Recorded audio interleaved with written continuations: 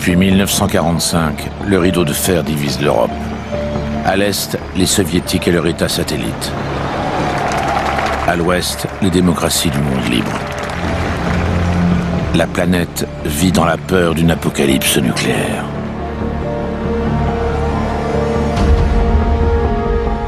À Berlin, les Allemands de l'Est fuient vers l'Ouest. Afin d'enrayer l'exode, les communistes dressent en août 1961 un rempart pour séparer la ville en deux. Ce mur de la honte devient le symbole de la division du monde.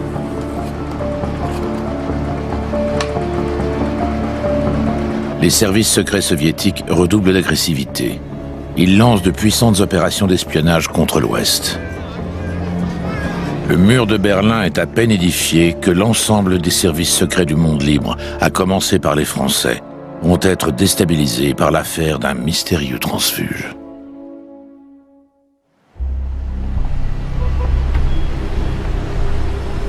Quatre mois après la construction du mur de Berlin, un officier du KGB réussit à passer aux États-Unis. Depuis 50 ans, hormis les agents de renseignement, personne n'avait vu son visage. Son nom, Anatoly Golitsyn. Devant ces interrogateurs de la CIA, ce transfuge prétend que des agents soviétiques ont été infiltrés dans les services des pays de l'OTAN. Mais surtout, il affirme que de nombreuses taupes se trouveraient au sein du SDEC, la centrale d'espionnage française, et plusieurs autres dans l'entourage du général de Gaulle. Golitsyn donne même un nom à ce réseau, Saphir. La suspicion de pénétration est si grave que le président américain en personne décide d'alerter son homologue français. Kennedy, il dit c'est trop important pour ne pas le dire à nos alliés français quand même. Donc il fait informer le général de Gaulle par le représentant de la CIA à Paris. Le chef de poste, M. Alma, à l'époque, était censé apporter cet avertissement, curieusement, sur un bout de papier vert. Et on l'a apporté à l'attention du général. Très loin d'être convaincu, de Gaulle discerne plutôt une tentative de déstabilisation américaine. Kennedy accepte qu'une équipe française se rende à la CIA pour interroger le transfuge. En charge du contre-espionnage, la DST, la direction de la surveillance du territoire et du voyage. J'ai fait partie de la mission qui a été envoyée et nous avons travaillé ensemble avec les gens de la CIA. Golitsyn nous dit qu'il y a une pénétration globale des services français. J'ai été très, très surpris, évidemment. La DST demeure perplexe. Aucun des agents du contre-espionnage n'a rien vu. Des taupes. Mais où sont les alertes, les indices, les inévitables traces d'une telle pénétration? L'existence de Golitsyn est un secret d'État, et le transfuge prend le nom de code Viru. Pour les gens qui auraient été initiés, par exemple, à l'époque, ils auraient pu finir par savoir que la traduction la plus plausible de virus était forcément Very Important Russian. À la DST, on parlait de l'évangile selon Viru, parce que, si vous voulez, il y avait des interprétations qui étaient faites de ces propos, qui étaient des propos parfois précis, parfois très vagues. Jamais il n'a dit « un tel est un agent soviétique en France ». Jamais. La vraie question qui s'est posée, c'est est-ce que Golitsyn, c'était une manipulation géniale montée par les Russes pour nous déstabiliser, ou est-ce que c'était la vérité? Ça ébranlait le SDEC terriblement, puisque a commencé à l'intérieur du SDEC deux choses. Premièrement, une méfiance totale de la CIA vis-à-vis du SDEC. Deuxièmement, une atmosphère de méfiance absolue, puisqu'on s'est mis à faire de la chasse aux sorcières. L'éventuelle présence de taupes au SDEC provoque un cataclysme chez les hommes du boulevard Mortier. Plusieurs de ces cadres sont soupçonnés. La DST les met sur écoute. Les deux services deviennent des frères ennemis. De nombreux agents sont contraints de quitter le SDEC malgré l'absence de preuves, mais c'est la règle du métier. Lorsqu'en 1967, le scandale éclate, le roman Topaz médiatise l'affaire Golitsyn et le réseau Saphir qui avait été tenu secret. Topaz, Saphir, pour les initiés, mais seulement pour eux, le rapprochement par pierres précieuses interposées est éclatant. Cette fois, les accusations sont précises et les doutes s'intensifient contre le SDEC, soupçonné d'être un nid d'espions russes. Mais il y a pire. En avril 1968, Philippe Thiroux de Vosgely, le chef du SDEC à Washington, balance toute l'affaire à Life, le plus prestigieux magazine du monde. Il révèle l'impensable. Les sommets de l'État français sont suspectés. La paranoïa envahit les services tandis que des noms circulent. Jacques Foccart, l'homme de l'ombre du général. Louis Jox, le négociateur des accords d'Évian et ex-ambassadeur à Moscou. De même qu'Emmanuel Dastier de la Vigerie. Tous des gaullistes historiques. Les journaux américains et britanniques se déchaînent. Ils sont convaincus que le premier cercle du général de Gaulle est envahi de taupes russes. Il y a eu 3 noms de gens très importants qui ont circulé. On n'a jamais pu avoir la moindre preuve, mais tel que ça avait été dit et tel que c'était exprimé, il y a toujours eu sur ces 3 personnes un doute. Et le grand problème de Golitsyn, même encore aujourd'hui, c'est qu'il y a des gens qui sont convaincus de la manipulation et des gens qui sont convaincus du contraire.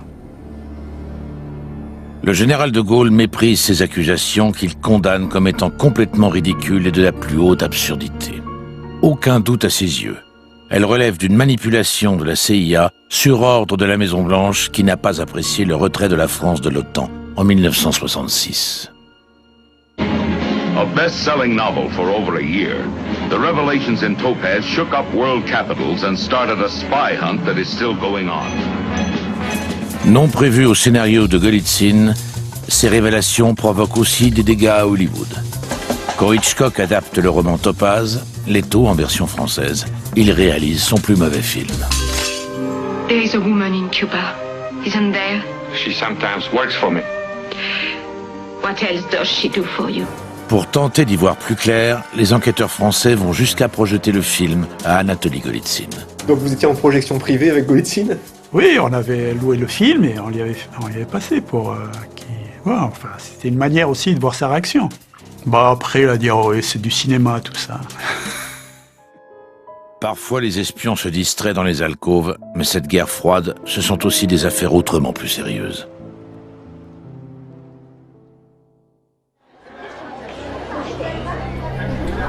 Les deux superpuissances ne peuvent pas s'affronter directement et s'engagent dans des conflits périphériques. Les services occidentaux ont l'œil, tandis que Moscou surveille de près les soubresauts du tiers-monde. Et surtout ces agitateurs qui bousculent les équilibres géopolitiques instables. Brillant leader de l'opposition marocaine, président de la tricontinentale qui rassemble les mouvements de libération non alignés, le Marocain Mehdi Ben Barka, honni par le roi Hassan II, est un activiste révolutionnaire internationaliste. Il a fait de Paris une plaque tournante de ses activités. Il entend rapprocher le communisme international et les mouvements de libération. Son aura ne cesse de grandir. Il est dans le collimateur des services marocains, mais aussi du SDEC. Il est évident que ce n'était pas un ami de la France. Par conséquent, c'était non pas un objectif, mais c'était quelqu'un qui était surveillé de près.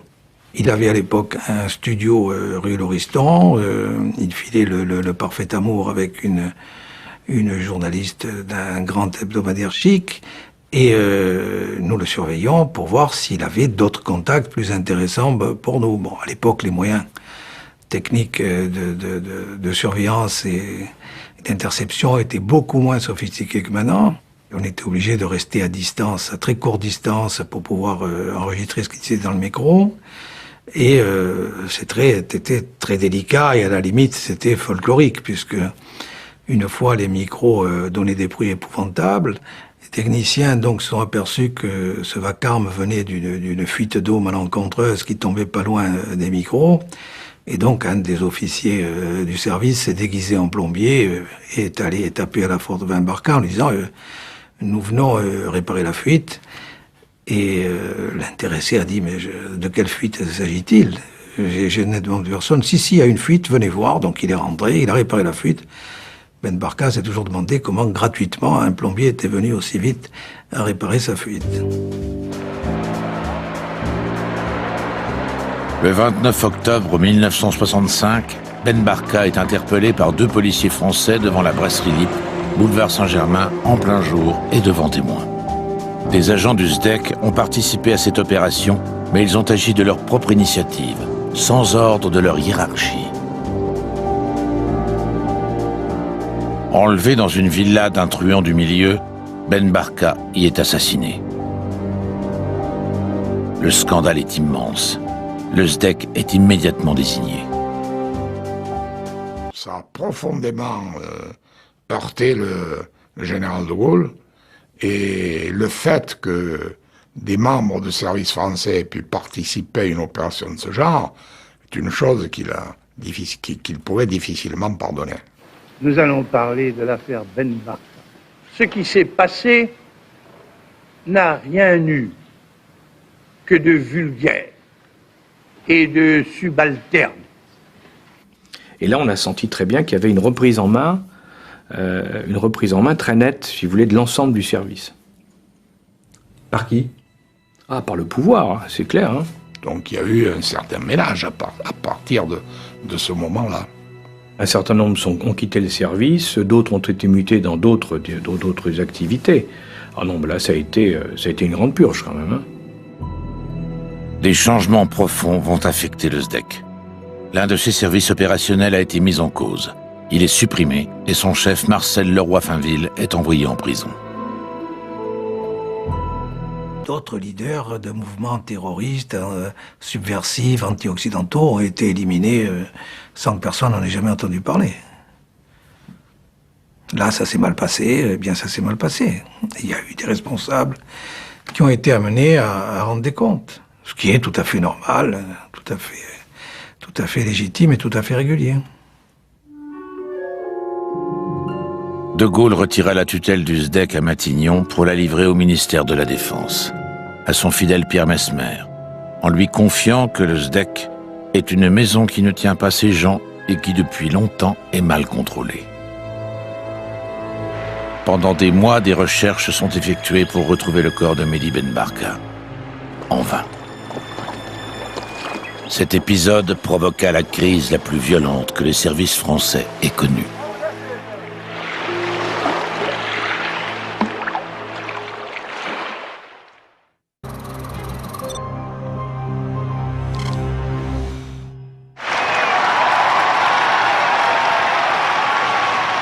En mai 1981, François Mitterrand est élu président de la République. Les services de renseignement ne voient pas d'un très bon œil l'arrivée des socialistes au pouvoir. L'entrée de ministres communistes au gouvernement n'arrange rien. En ces années de guerre froide, même les alliés fidèles de la France, comme les États-Unis, se cabrent et s'interrogent sur la fidélité de la France et de son gouvernement socialo-communiste. Le numéro 2 américain à l'Élysée, George Bush, vice-président, a déjeuné aujourd'hui avec François Mitterrand. Justement, la présence de ministres communistes au gouvernement français a été l'un des premiers sujets de discussion avec François Mitterrand. Our European allies are sovereign nations, and the decision on how they are governed rests with their citizens and with their elected representatives. However, the position of the United States on the subject of communist participation in the governments of our allies is well known. François Mitterrand doit gérer cette crise avec les États-Unis. Il ne le sait pas encore, mais son service de contre-espionnage va venir à sa rescousse. La DST travaille sur un dossier extrêmement sensible, le coup du siècle pour les services français. Une affaire qui va rehausser le prestige du nouveau président auprès des Américains et leur faire comprendre qu'il ne transige pas avec les espions de Moscou. Son nom, Farewell. Au printemps 1981, Vladimir Vetrov, un agent du KGB, prend contact avec la direction de la surveillance du territoire. Dans les années 60, son service l'avait envoyé en poste à Paris, le paradis sur terre pour un soviétique. Comme son épouse et leur fils, il se prend de passion pour la France. Au terme du séjour, le retour à Moscou est brutal. Vetrov ne progresse pas quand ses collègues grimpent les échelons. La déception fait place à la haine contre le KGB. Il veut le détruire, il va le trahir. Il va livrer à l'Occident le trésor de guerre du KGB, les fruits de son pillage technologique dans tous les pays capitalistes. Des milliers de documents d'une valeur inestimable arrivent sur les bureaux de la DST. C'est une affaire considérable, la plus énorme que la DST ait traitée sur le monde communiste au XXe siècle. Cette affaire doit rester ultra secrète. Le directeur du contre-espionnage lui donne aussitôt un nom de code, Farewell. Vous savez pourquoi j'ai choisi ce nom-là? Parce que Farewell, ça pouvait laisser penser à supposer qu'il y ait une fuite quelque part. Que c'était forcément une affaire anglo-saxonne, disons. Farewell, ça donnait une connotation américaine et ça orientait peut-être des recherches des soviétiques vers les Américains. Si la règle avait été suivie, c'est le SDEC, renommé en 1982 DGSE, qui aurait dû être saisi, car l'affaire se déroule à l'étranger, à Moscou. Le ministre de la Défense socialiste Charles Hernu, dont dépend la DGSE, est l'ami fidèle de François Mitterrand. Il aurait dû être mis au courant. Le 19 juillet, 5 jours après avoir été mis au courant, François Mitterrand se rend au sommet du G7 à Ottawa. Le président français informe son homologue américain Ronald Reagan. La France dispose d'une source exceptionnelle à l'intérieur du système soviétique. D'après les informations qui m'ont été données par la CIA, ils ne se sont pas du tout compris. Du tout compris. Et François Mitterrand a dit farewell, ce qui veut dire portez-vous bien, et Ronald Reagan a pris ça au premier degré, j'en sais rien, en tout cas il n'a pas du tout compris. Que Reagan soit au courant ne change rien, les espions soviétiques poursuivent leurs opérations. Il est urgent que les chefs de service se rencontrent pour parler plus en détail de l'affaire. Marcel Chalet part à Washington rencontrer le vice-président George Bush, ancien patron de la CIA. Le voyage aux États-Unis était évidemment nécessaire et même urgent, puisque Farewell nous avait appris que le système de couverture radar qui commandait la protection des États-Unis contre une attaque nucléaire, par exemple, et le système de protection de la Maison-Blanche elle-même était connu des Soviétiques. Il était urgent de dire aux Américains que leur système avait été démasqué et qu'il fallait qu'ils le changent. Le patron de la DST rencontre tous les dirigeants de l'appareil de sécurité américain et leur révèle l'ampleur de la moisson moscovite. Cette révélation, ils la reçoivent avec une extrême surprise. George Bush a dit que c'était probablement une des percées les plus significatives depuis la Seconde Guerre mondiale dans le système soviétique.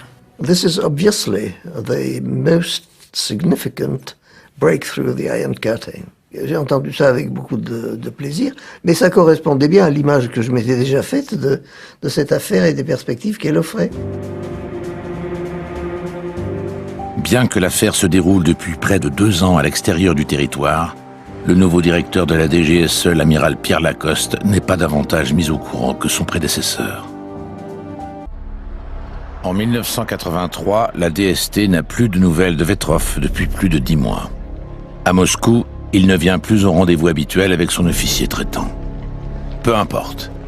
La DST a accumulé assez de preuves. L'heure de la riposte a sonné. Le préfet Yves Bonnet, son nouveau directeur, sollicite un entretien avec le président de la République pour prendre ses instructions. Et à la fin de mon exposé, François Mitterrand me demande « Et alors, que me proposez-vous » Je lui ai dit « Je vous propose l'expulsion d'une quarantaine d'officiers de renseignement de l'ambassade d'Union soviétique à Paris. » François Mitterrand me répond aussitôt « Allez-y ». Il me répond si vite que j'ai un petit trouble. Je me dis, est-ce qu'il a bien compris? Est-ce que je me suis bien fait entendre? Et donc je réitère ma question, quitte à paraître un petit peu insolent, mais supposer qu'on se mette à expulser une quarantaine de diplomates soviétiques alors que le président n'avait pas très bien compris, ça ferait, comme on dit aujourd'hui, ça ferait désordre. Donc je renouvelle ma question et il me répète les mêmes mots, allez-y. Aval du président, et qui a quand même dit autant que ses propos m'ont été rapportés, vous avez quand même eu la main un peu lourde. Expulsion, Au Quai d'Orsay, on n'aime guère le procédé. Mais on vient de découvrir que les téléx de l'ambassade de France à Moscou sont truffés de micros et que le pillage durait depuis 5 ans. Humiliés, les diplomates acceptent les mesures de rétorsion. Le 27 mars 1983, le Quai d'Orsay informe l'ambassade du RSS que plusieurs membres de son personnel seront déclarés persona non grata et expulsés. Quel choc et quelle rapidité d'exécution. Un coup de balai diplomatique comme celui-là, on n'avait jamais vu ça. Je vous laisse découvrir les images que vous voyez en direct. Diplomats, journalists and others, all described as agents of the secret services of the Soviet Les expulsés et leurs familles, environ 150 personnes, montent dans les véhicules. 13h37, les véhicules démarrent, direction Roissy. C'est la première fois que la France procède à une expulsion aussi massive de diplomates soviétiques. Enfin, je mets le mot diplomate entre guillemets. 47, c'est quand même si c'était une grosse ambassade, c'était très spectaculaire. On a presque vidé l'ambassade. Malgré la ruée des journalistes, ils ne font aucune déclaration jusqu'à l'embarquement vol 1252. Mais les conséquences politiques sont déjà évidentes. C'est la crise la plus grave entre Moscou et Paris. Paris punit les Russes à la face du monde. Mais les raisons demeurent un secret d'État. Je rencontre un jour François Mitterrand qui me dit, pince sans rire, « Ah, vous m'en avez fait faire une bonne. Figurez-vous que l'autre jour, j'ai demandé un de mes correspondants habituels à l'ambassade soviétique, M. Tcheverikov, et on m'a répondu, mais comment, Monsieur le Président, vous l'avez expulsé ?» Et Mitterrand me dit, vous vous rendez compte, vous m'avez fait expulser un de mes meilleurs amis, si ce n'est mon meilleur contact, au sein de l'ambassade d'Union soviétique. Or, Tcheverikov était le résident du KGB, et ça, manifestement, le président de la République l'ignorait. Quelques jours plus tard, des émissaires français partent expliquer cette décision chez tous les alliés, également informés des pénétrations qui les ont frappés. La source Farewell a travaillé à l'ancienne. Les noms des agents ont été écrits noir sur blanc de sa propre main. Cette liste fait des ravages. En Algérie, en Belgique, aux Pays-Bas, en Suisse, en Espagne, en Italie, au Danemark, au Canada, au Japon, à chaque fois, les informations de Vetrov transmises par la DST provoquent la stupeur. 215 officiers de renseignement soviétiques sont identifiés dans une quinzaine de pays et parfois expulsés.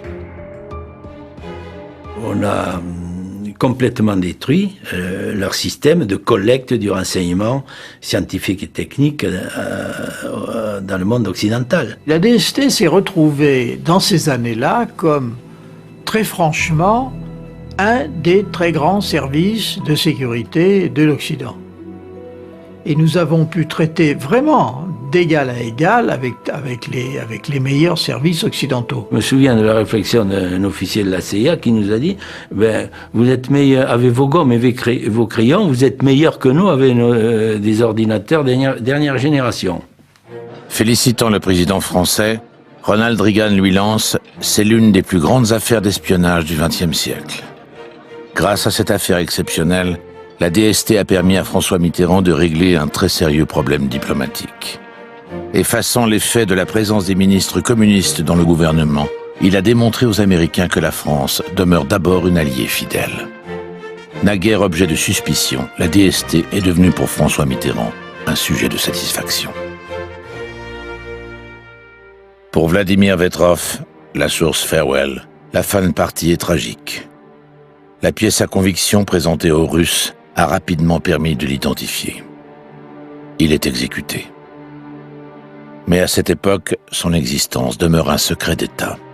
Le grand public et la presse ignorent pourquoi tant de diplomates russes ont été expulsés. L'affaire doit rester confidentielle. L'attentat contre un bateau de l'organisation écologiste Greenpeace. Cela s'est passé en Nouvelle-Zélande. Une bombe a fait sauter le chalutier de Greenpeace. Il y a un mort parmi l'équipage. Le bateau devait participer à un mouvement de protestation contre les essais nucléaires français dans le Pacifique Sud. La campagne de protestation a aussitôt été annulée. Dans la paisible Nouvelle-Zélande, cet événement est considérable. Les dépêches arrivent dans toutes les rédactions du monde. J'ai vu cette dépêche et je me suis dit, ok, ça c'est la maison. quand on a vu ce message et qu'on l'a lu ensemble, on a dit ça, c'est la DGSE. Hein. Voilà. C'était, comme on dit en langage policier, c'était gros comme une maison. Hein. Déboule dans mon bureau, sans crier gare, le directeur central de la police judiciaire. Ouh là là, monsieur le ministre, regardez ça. Ça, c'est encore une connerie des services spéciaux. Si la suspicion est immédiate, c'est que la France est agacée par Greenpeace qui cherche depuis des années à gêner les essais nucléaires français qui se déroulent sur l'atoll de Mururoa. Pour réaliser cette opération, la DGSE a déployé une trentaine de personnes sur le terrain. Un agent a infiltré l'organisation écologiste. À bord d'un voilier, une équipe de marins a apporté les explosifs sur l'île. Des nageurs de combat ont été chargés de poser les bombes sous la coque du bateau. 2 officiers français de la DGSE, les faux époux Turange, en réalité le capitaine Dominique Prieur et le commandant Alain Maffard, ont fait la liaison entre ces équipes. Malgré ses moyens colossaux, c'est un fiasco. La DGSE a tué un homme et les faux époux Turange sont arrêtés et interrogés par la police néo-zélandaise. Chaque fois, on était parvenu à les neutraliser, sans mort d'homme et sans scandale. C'était du niveau du sucre dans le réservoir d'essence. C'était pas spectaculaire, mais les gens de Greenpeace recevaient le message 5 sur 5. Une opération de ce type a été étudiée par les plongeurs, et elle avait leur préférence. Mais elle a été refusée. Le nouveau chef du service Action veut mettre en avant le savoir-faire de son unité, donc sa propre valeur. Il leur ordonne de préparer une action spectaculaire et violente qui vise à couler le navire dans le port d'Auckland à l'aide d'explosifs. Mais une telle mission doit être validée par le pouvoir politique. Il faut dégager des fonds spéciaux. Qui a pu accepter d'utiliser de si gros moyens contre des écologistes? Charles Hernu, le ministre de la Défense qui contrôle la DGSE. Laurent Fabius, le Premier ministre qui accorde les fonds spéciaux. Ou le président François Mitterrand, chef des armées. Mais le 17 septembre, l'affaire bascule. Le Monde révèle l'existence d'une 3e équipe, celle qui a posé les bombes. Ces nageurs de combat ont quitté la Nouvelle-Zélande sans se faire prendre. Le mensonge d'État est avéré. La DGSE est l'organisatrice de toute l'opération. Mais Hernu persiste. Aucun service, aucune organisation dépendant de mon ministère n'a reçu l'ordre de commettre un attentat contre le Rainbow Warrior. Le lendemain, le 19 septembre, François Mitterrand est dos au mur. Il écrit à Laurent Fabius exigeant que des têtes tombent. Le Premier ministre réagit aussitôt et ordonne à l'amiral Lacoste de lui confirmer par écrit les noms des agents impliqués. Je ne signe pas ça. Jamais un chef de service secret ne doit de lui-même dévoiler le nom de ses agents. Voilà, c'est un principe, c'est une ligne de fracture. C'est la négation même de la fonction.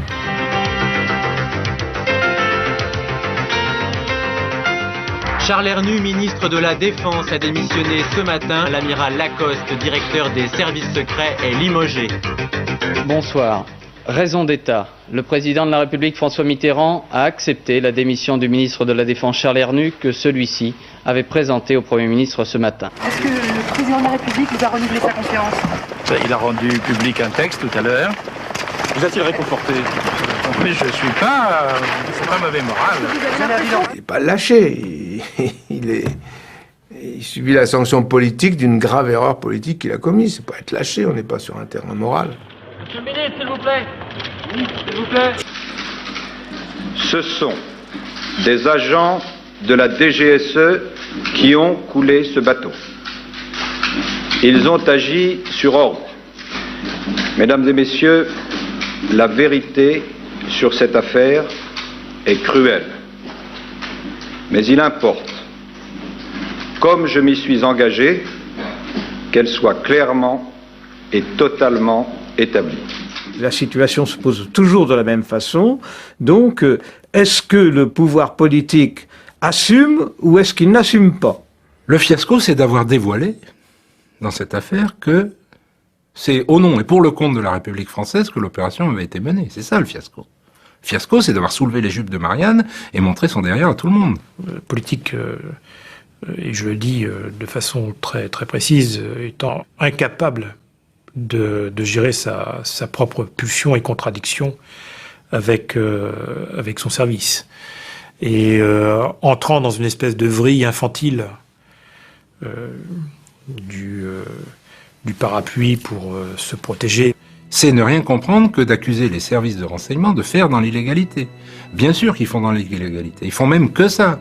Parce que pour les actions légales, l'État a suffisamment de fonctionnaires, de diplomates, de militaires, de juges, de policiers. Si tous les États du monde entretiennent des services spéciaux, je dis bien spéciaux, pas secrets, parce que c'est pas des services secrets, tout le monde sait où est la DGSE, la CIA ou l'MI6, c'est pour pouvoir faire des opérations spéciales, pour pouvoir s'affranchir de la légalité et des engagements internationaux. Quand on est officier de renseignement, qu'on on est prêt à donner sa vie pour la défense du pays, parce qu'on va quand même jusqu'à ce niveau-là, et nos familles le savent, on attend du politique quand même un petit peu plus de tenue. Dans combien de cas ce service a-t-il mis l'exécutif en difficulté? 2 fois? 3 fois peut-être? En 60 ans? Si vraiment on faisait n'importe quoi, ça se saurait tous les jours. Et jusqu'à présent, hormis quelques cas qui ont défrayé un peu la chronique sur le plan médiatique, vous entendez parler de rien. Sachant que ce sont des services qui ont amené des opérations de la plus extrême délicatesse, de la plus extrême dangerosité, et où le risque est permanent. Mais on ne fait pas n'importe quoi dans cette maison.